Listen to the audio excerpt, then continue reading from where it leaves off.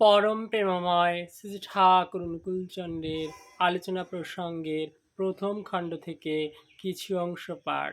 বিষয় বহুবিবাহের উপকারিতা। দিনটি ছিল 18ই আষাঢ় 1347 মঙ্গলবার, ইংরাজি 2/7/1940, পৃষ্ঠা নং 47। শ্রী শ্রী ঠাকুর বললেন, পুরুষের অনুলোম অসবর্ণ বিবাহ ও বহু বিবাহ একান্ত দরকার।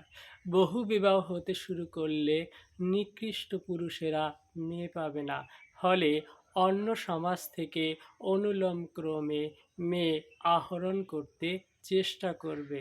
এতে সমাজ পুষ্টই হতে থাকবে।